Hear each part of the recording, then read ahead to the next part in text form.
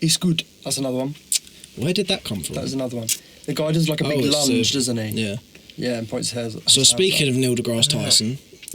So as we know, Neil deGrasse Tyson released a new video on his Star Talk show, which is a podcast. Let me quickly say something.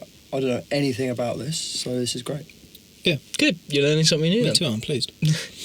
We're all learning something new because I had literally only just managed to wrap my head around this in the last 2 days. James. Yeah, I literally only managed to wrap my head around this in the last 2 days. So on his show, Star Talk, he released a video which basically posed the question, is our universe inside of a black hole? And research is showing that it's more likely that we are inside a black hole. And there's a few bits of evidence which show. So first of all, we're just going to explain what a black hole is and how it's measured in size, etc. So a black hole is basically, it eats information. That is how you perceive a black hole. It eats information. So light is information because it travels, etc. It shows us what it is. So a galaxy, light coming from a galaxy is information to us. Okay. So what black holes do is they trap light through their extreme gravitational force. And the gravitational pull is so strong that light no longer escape. Oh. Now, black holes are measured in mass. So basically, the bigger the black hole is, we would say that's 20 times the mass of something else. So the mass is actually linear if you run it in maths to like the diameter of the black hole.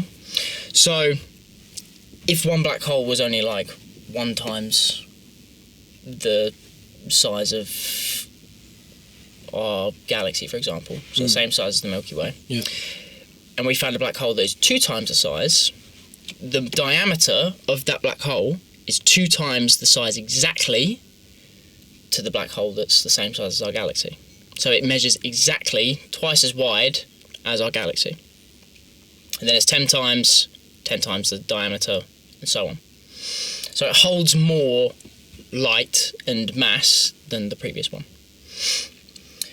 Now, our universe, so the size of our universe, which is 4.21 times by 10 to the power of minus 28, so that's 28 zeros That's large. in front of 4.21 or 421. How is this worked out? I can't answer that. How? I don't know. So that is the mass of the universe. So the question that is posed here is, given the size of our universe, which is 4.21 times by 10 to the power of minus 28 per kilograms per meters cubed, how big would the black hole be that contained the same amount of mass? Funnily enough, the diameter of our observable universe has a horizon as well, is actually exactly the same size if it were to be a black hole. Take that one step further by telling me what I should be thinking right now. So, because at the moment my mind is frazzled. I'm fried. Yeah. So if we say the universe is this wide in diameter. Yeah. So this is 4.21 times by 10 to the power of minus 28. So this is the diameter of our universe. Yep. Mm-hmm.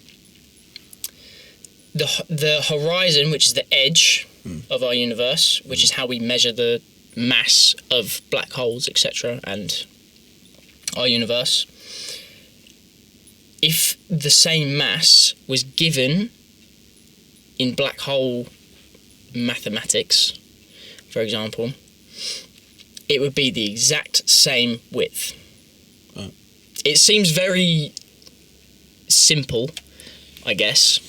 To be honest, nothing involving astrophysics seems remotely simple to me. The spelling isn't even simple. Well, no, because I mean, like, if you think about it, if you think of, say,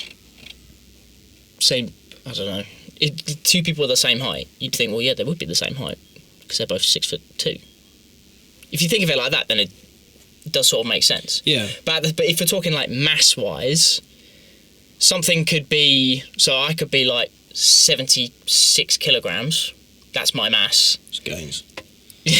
I'm not 76 kilograms, but I'm quite small, aren't I? Yeah.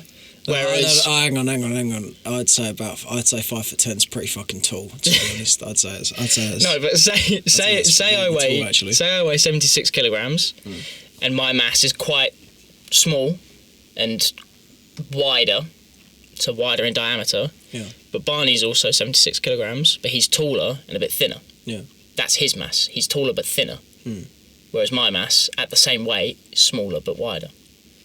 Whereas with black holes, it's linear, so it's always going to be the same diameter. Well described. Wonderfully put.